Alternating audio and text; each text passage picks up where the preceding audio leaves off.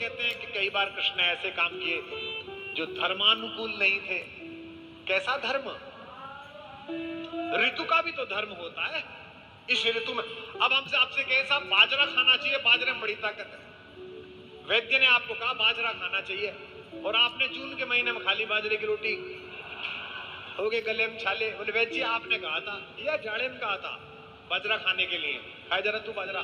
तो ऋतु के अनुकूल अगर शरीर के धर्म की व्याख्या है तो धर्म की व्याख्या भी समय के अनुकूल है।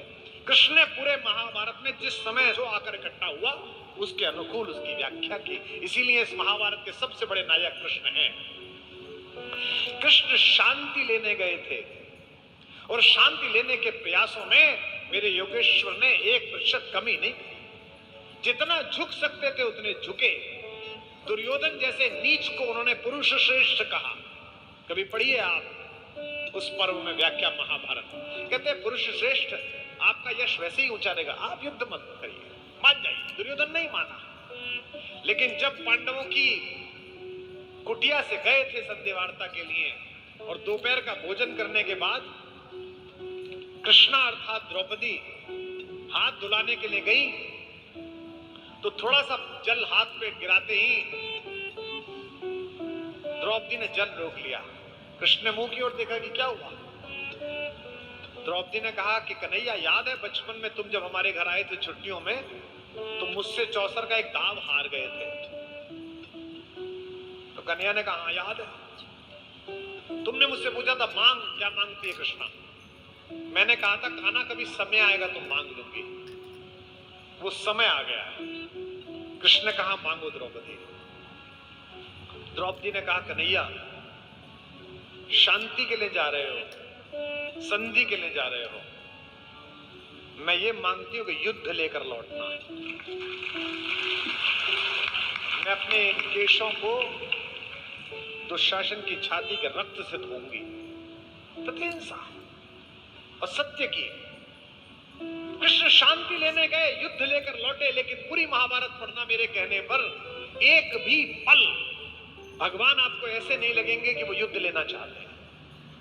वे तो योगेश्वर हैं, त्रिकालदर्शी हैं, त्रैलोक्य उनके सामने है।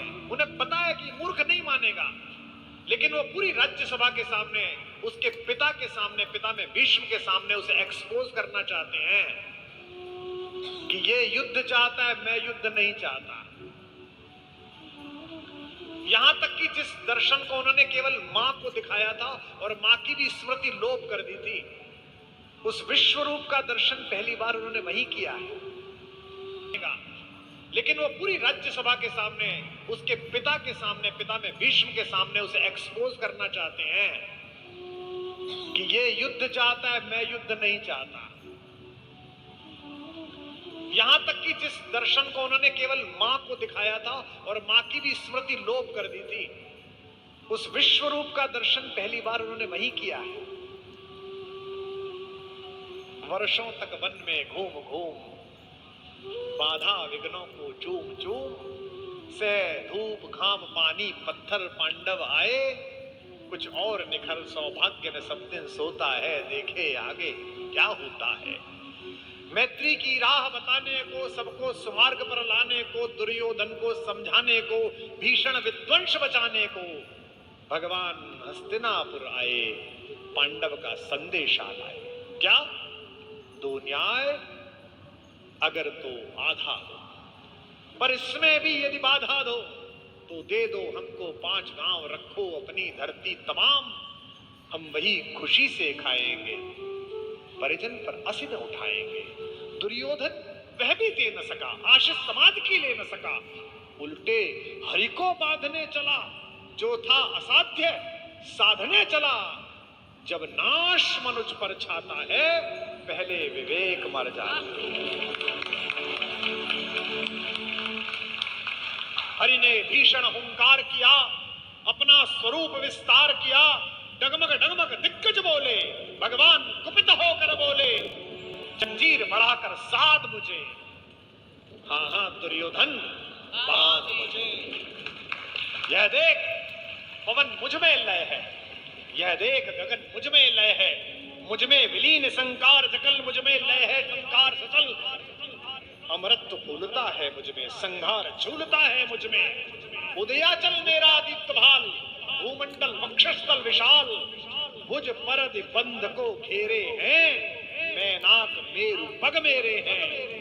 दिपते जो ग्रह नक्षत्र निकल, सब है मेरे मुख के अंदर।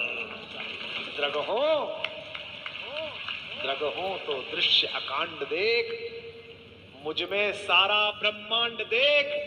चर अचर जीव क्षर अक्षर, नश्वर मनुष्य सुर जाति अमर। शतकोटि सूर्य शतकोटि चंद्र, शतकोटि शरद शतमंद मंद्र, शतकोटि विष्णु ब्रह्मा महेश, शतकोश विष्णु जलपति धनेश, शतकोटि रुद्र शतकोटि काल।